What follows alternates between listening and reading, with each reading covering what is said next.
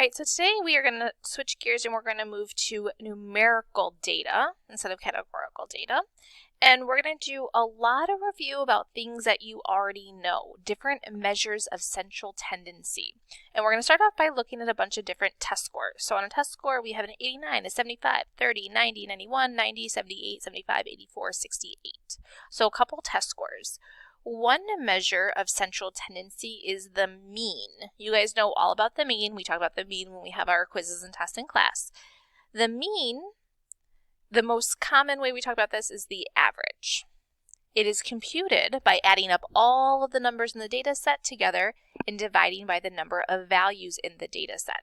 So we are going to take 89 plus 75 plus 30 plus 90 plus 91, plus 90, plus 78, plus 75, plus 84, plus 68. We're going to add up every single data score. And we have 1, 2, 3, 4, 5, 6, 7, 8, 9, 10. And we divide it by 10 because we have 10 values. So that's 770 divided by 10. So our average, our mean test score is a 77%. Now, the main disadvantage, so the bad thing about the average, is that it is very influenced by outliers. So if we had a 30% thrown, we do have a 30%. So that 30% right there really skewed and pulled our average down. If we had a bunch of 70s and then all of a sudden we had 100%, that 100% would drive our average up. So the average or the mean is very influenced by drastic scores. So if we were to take out that 30, which isn't like any of the other, it's not even close to any of our other test scores, we would be adding up everything else. So we would have 89 and 75, not the 30. Plus 90, plus 91, plus 90, plus 78, plus 75, plus 84, plus 68. Now we only have 9 scores. So we have 740 divided by 9. All of a sudden our average has gone up to an 82%. So that one test score drug our average down by a lot. So the average is one central measure of central tendency. Another one is the median. We talk about the median, again, a lot when we talk about our quiz and test scores. The median is the middle score, so not the average, but the middle score for this set of data that has been arranged in chronological order. So it's the middle number. So if I were to look at all of our scores, the lowest number is 30, and then we get 68, and then 75. We have another 75. We have a 78. 84, 89, 90, 90, 91. So we set it up in chronological order from the lowest score to the highest score. If there's an odd number of values, it's the middle number. If there's an even number, then we have 2 left over in the middle. So we top and bottom, we look at the middle. We keep on crossing off. Bottom, top, bottom, top. So this is what this one's talking about. So when you have an even number, there's not one number stuck exactly in the middle. We have 2 numbers that are in the middle. What we do is we take the average of those 2 numbers. So we take that 78 and the 84, and we average the 2.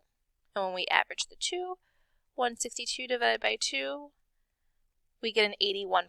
So the median of all those test scores is an 81, where the average is a 77. So we can see that the median, the middle score, is probably a little bit more accurate. So let's see what happens to our median score this time if we take the 30 out. So if we have that 68, 75, 75, 78, 84, 89, 90, 90. Oh, that's supposed to be a 91. 91. So again, we drop the highest and the lowest, highest, lowest, until we get to the middle, and we see that our median score is an 84. So whether that 30% is in there or not, we can see that the median is a more accurate representation of most scores than the mean, because the mean can be influenced. And that's one of the benefits of the median, is it's less affected by outliers and skewed data. Another measure of central tendency is the mode. The mode is the most frequently occurring score in the data set. So what's the most popular option? It's best used for categorical data, so we can see the most common category. One problem is that it's not unique, so we can have 2 or more values that are modes. It's not a good measure of central tendency. Just because we have the most amount of people giving a 70%, it doesn't mean that that's what represents the whole class as a whole. So if we look at our data set above, we see that we have any repeats. We have 2 75s and 2 90s. So we actually have 2 modes here. We have a mode of 75 and a mode of 90. Again, that doesn't really tell us anything about the central tendency. The range is the difference between the largest value and the smallest value in the data set. So again, you would reorder, just like we did, to find the median from the smallest to the largest, and then subtract. So we have that our smallest value is 30 and the largest value is 91. So if the highest is 91 and the lowest is 30, we have a range of 61. Now, we're going to see how to do all of this in our calculator. So if you don't have your calculator out, go ahead and take it out. Press pause if you need to. All right, so in our calculators, the first thing we're going to do is we're going to hit the stat button. The stat button is right here, right next to your arrows. And when you hit stat, we are going to edit our list. We've done this a few times this year, so we want number 1, we want to edit. And I have stuff in my list, so I'm going to clear my list. To clear it, remember you highlight, so you arrow up, highlight the list name, hit clear, don't hit delete, or you're going to delete your whole thing, and then arrow down. And highlight the list name, hit clear, not delete, and arrow down. What we're going to do in L1 is we're going to enter in all of our test scores. So we have 89, 75, 30, 90, 91. You can arrow down or hit enter. Oops. That would not be good. Not 990.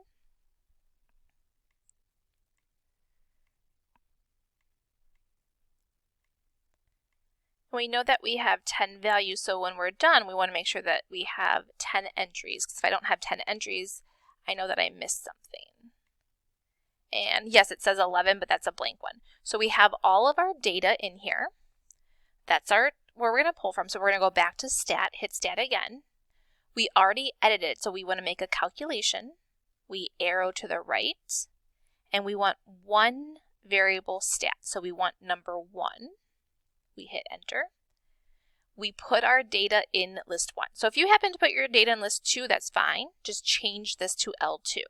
So put wherever you put those values in. We hit enter. We don't change our frequency list, that stays blank. Under calculate, we hit enter. And you see that the X with the bar above it, that is telling you your average, which we found in the very first step. This little fancy Greek symbol there, X, is going to be the sum of all your values, which is 770. Remember, we took 770 divided by 10. And N, right there, that's telling you how many values you pulled from, which we had 10. We see that it tells us our minimum value. We don't know about that yet. We don't know about the median. MED is the median value. So all of those things we can get from our calculator. All right, let's go ahead back to our notes. And let's make some more calculations. So the table below provides the priced information of tickets for a sporting event as well as the number of tickets sold for each event. We want to find the averages. So it's nice and easy when we have a chart. That's what you're the most familiar with. Here we have a frequency chart. So instead of having, let's see, we sold 42 child tickets, 75 college tickets, 212 adult, and 81 senior citizens. That's 410 entries in a table. On the front page, we only had 10 test scores. That's not too bad. But do you really want to enter in 410 different values? No. So that's not as easy. So we've got a little bit of a different approach here. We know that we have 42 tickets sold for $3 a piece. So that's going to give me a total of 126. I have 75 tickets at $8 a piece, which is going to give us $600. $10 a piece, and there's 212 tickets, $21.20. 81 tickets at $7 a piece gives us $576. So we have a total of $3,413. So if I want to find the average amount of money paid per ticket, so the average is going to be the total amount divided by the total sold, just like we did on the front page. So we added up all of our values, which is $3,413, because remember there were 42 tickets at $3 a piece, and we sold a total of 410 tickets. So when we divide that, this is money, so we get $8.32 is the average price per ticket.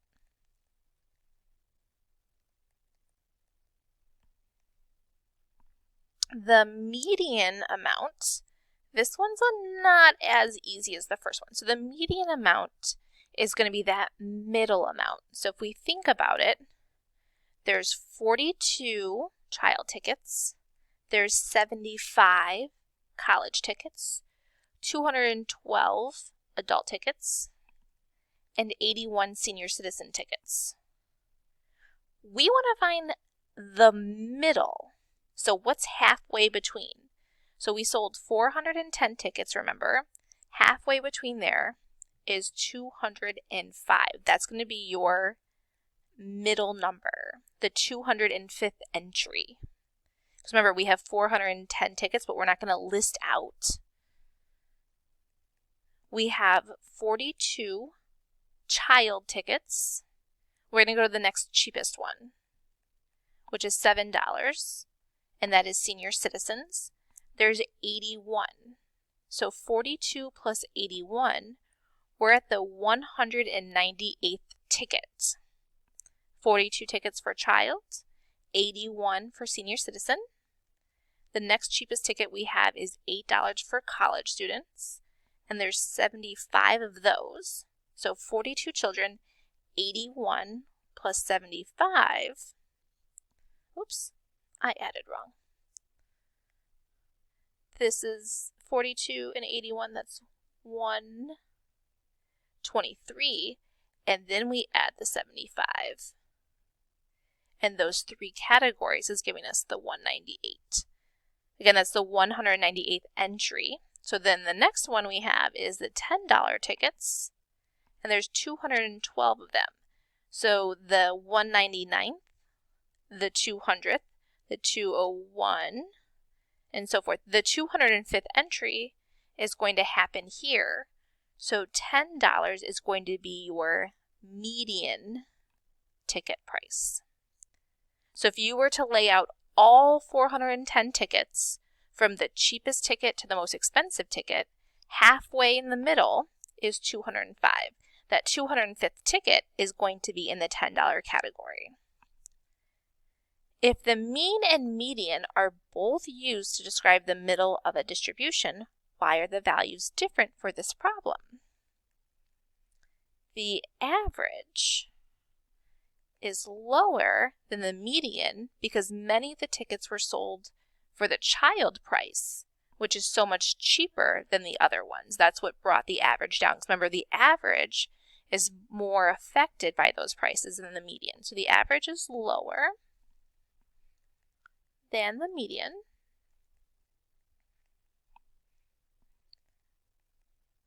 because many tickets were sold at a much cheaper price. That's your $3 child ticket. Oops.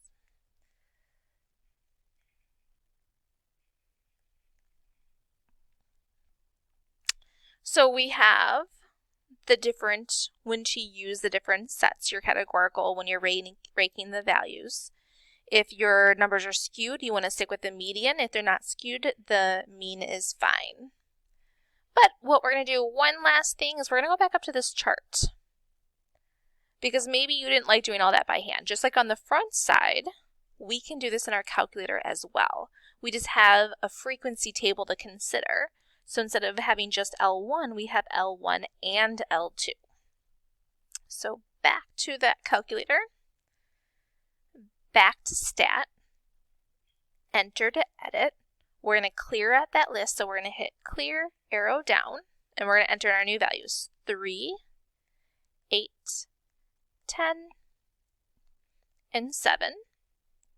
And then in L2, we had 42 child tickets, 75 college, 212 adults, and 81 senior citizens. Same thing we're going to do, go back to stat, arrow over to calculate. Now we put list 1 is our list. The frequency, how many of them? So list 1 we had $3 tickets, and in list 2 we had how many of those 3? So we're going to hit second, number 2, because the L2 is right above that. Now you want to be very, very careful here because you only do this for a frequency list. If you're just doing that one variable stats again, you have to leave this blank unless it's a frequency list that you're calculating. Once again, you can see that the average, the very first one there, is $8.32, exactly what we found. You can see the sum, $3,413. We talked about that. And if we keep on scrolling down, we see that the median value is that $10 ticket price. Okay, and that is it for today.